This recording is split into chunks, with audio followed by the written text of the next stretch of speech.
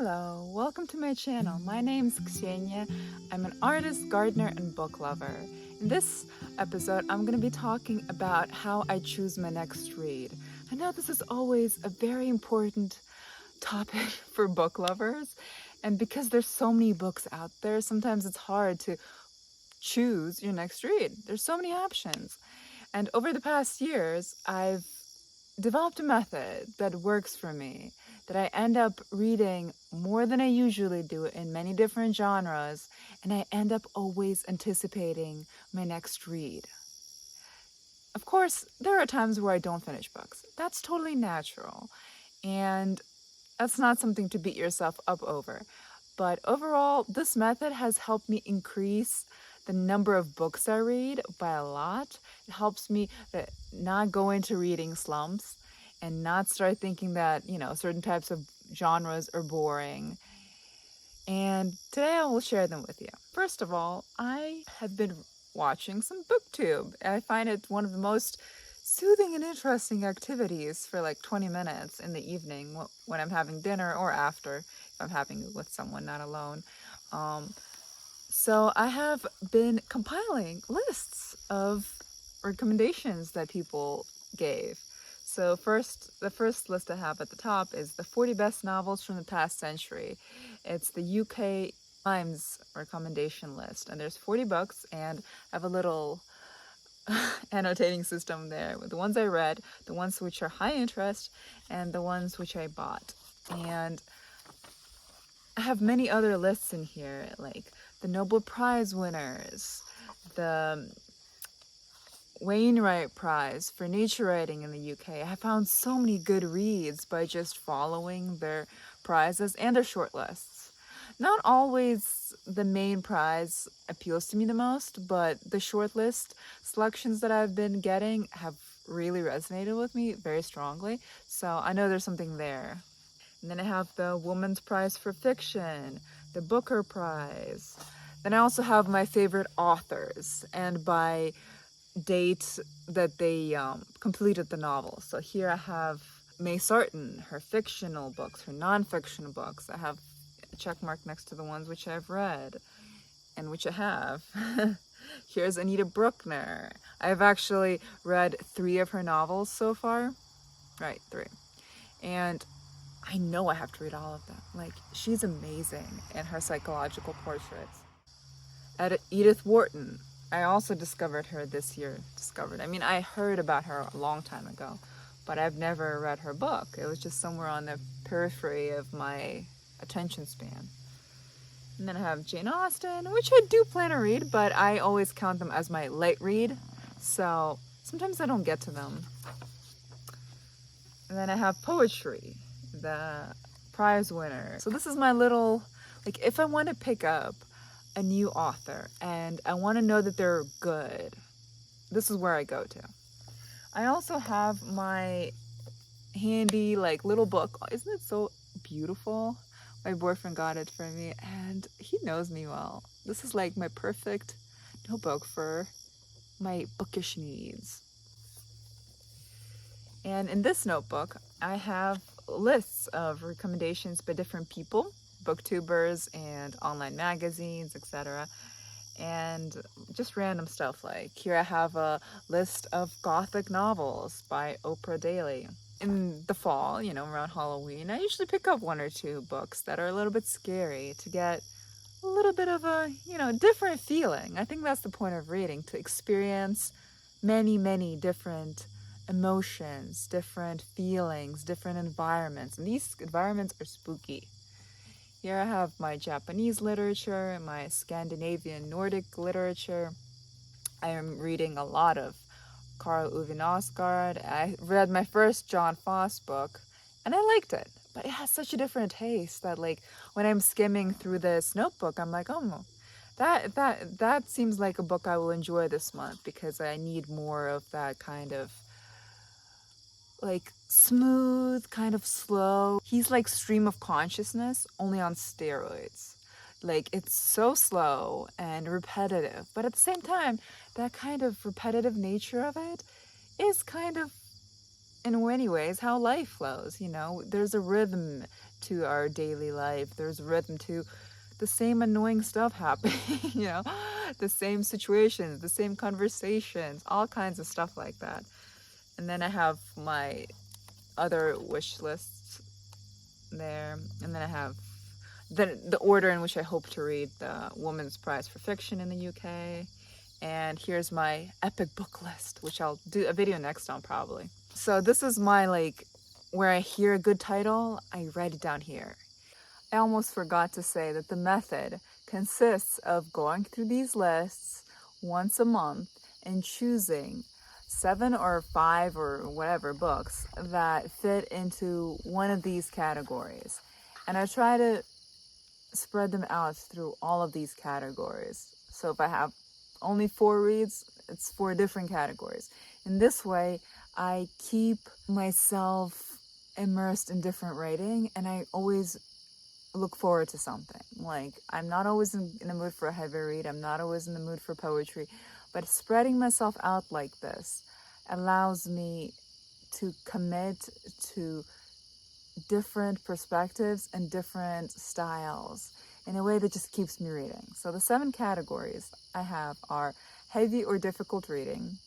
This is most Nobel Prize winners, most books that are new to me. So if it's like a new genre or a new author, a lot of the time I try to classify them as a heavy read, so I give myself more time to invest into getting used to his style. Like recently I read some John Foss, the Septology, the first and second parts of it, called The Other Name, and he was hard to get into at first. So I'm glad that I gave myself that time to sit down with him and listen to his writing and the flow of it and the rhythm of it until I got into it.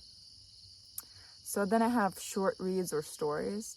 I try to read at least a couple short stories every month, whether it's considered a book and it has 100 pages or it's one of the collections that I have.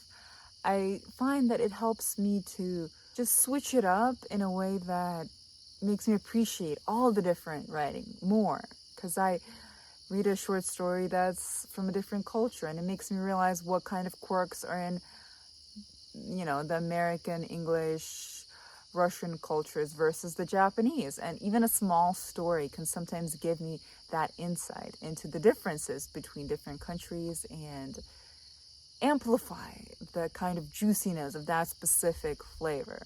So then I have light reads. These are typically contemporary authors in English, which go very smoothly. There's no difficult words. I never have to bring out my dictionary. Usually lighthearted. I try to go for funny reads. Like last month I read Book Lovers by Emily Henry, and this month I'm actually reading a little bit of a less light read for that. Less funny, but it's on Libby. I consider it a light read. Then I have poetry, of course. And then I have essay. There's so many different kinds of essays out there, and I really appreciate the personal narrative kind of essays.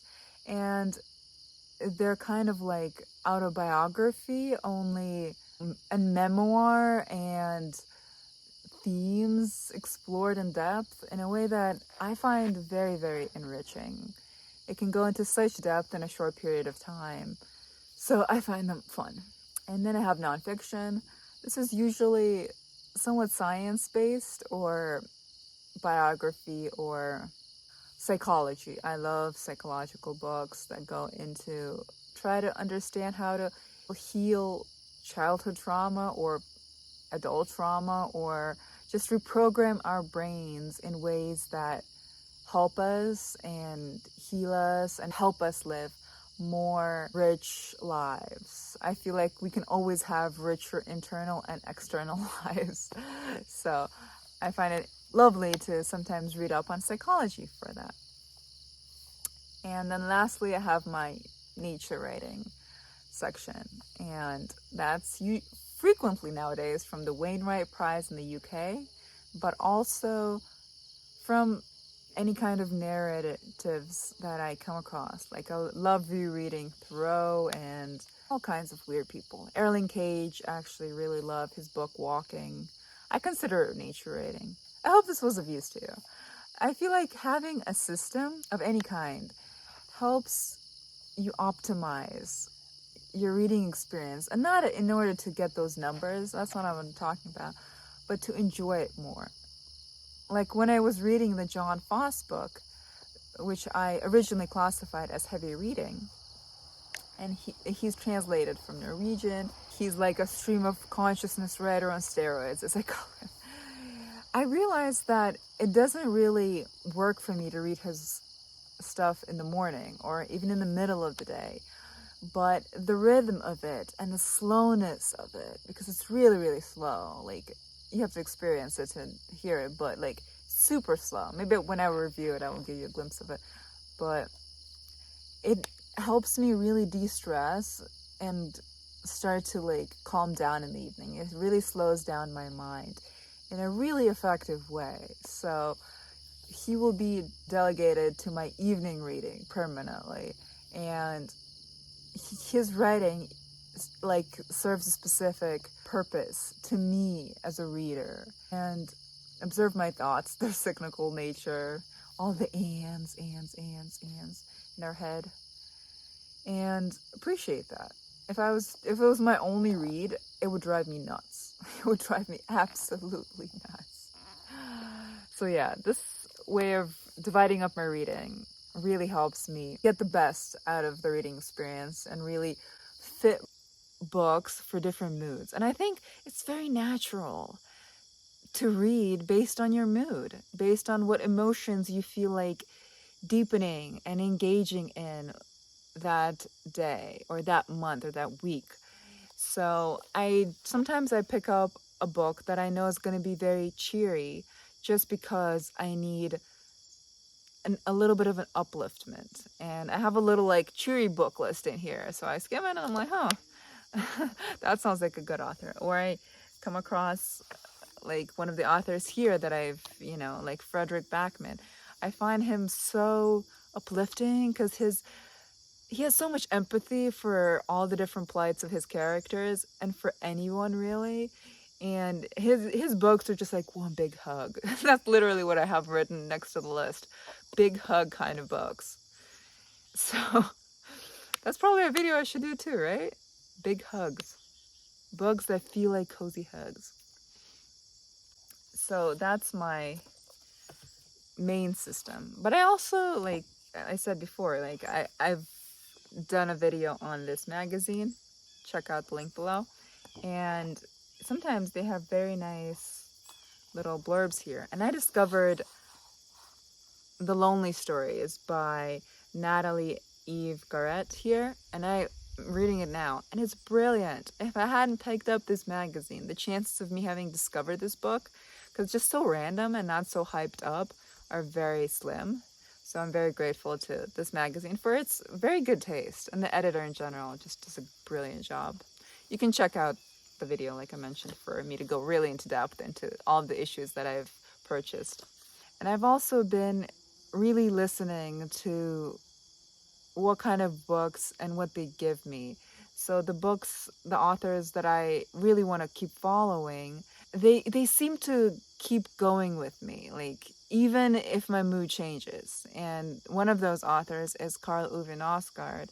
His books are just about living any experience deeply and just being in the complexity of living, being in this existential kind of problem that sometimes living is, with all these uncertainties and just living in the details. He is very much about living in the details, paying attention to the flow of one's life, of one's emotion. It just enhances my living experience so much. So I would recommend to just really develop a system that works for you. Ask for recommendations on BookTube, on Facebook, on Instagram, wherever you are on any social media platform. You will find that people are so eager to give you recommendations for your specific taste, your specific genres. This method works for me, and I allow myself some flexibility to put down a book, but at the same time, I have to kind of formulate to myself, why I'm putting it down. But the thing I noticed with my way of reading different genres is that I don't have a reading slump anymore, almost at all. Because if I realize that slow, like stream of consciousness writing isn't resonating with me at the moment, I really pay attention to my outside environment, to the nature outside of me, to my psychological state. And I'm like, what would really stimulate me to grow from this present moment? Just knowing that there is a book for every single genre, problem out there, I think is very important. And having a little notebook, it doesn't have to be this pretty, it can be very basic, for lists that were recommended specifically to you by your friends, by booktubers, is a way to always keep you engaged with your own specific interests, your own specific life. You know, we all have very different experiences. We all have very different cultures, you know. So I hope this video was helpful. Sorry if it was a little bit all over the place. I will be sharing my lists in here, some kind of funny, next, and I hope you enjoy them. I hope you help me add books to these lists. I hope you let me know what system works for you. Until next video, bye.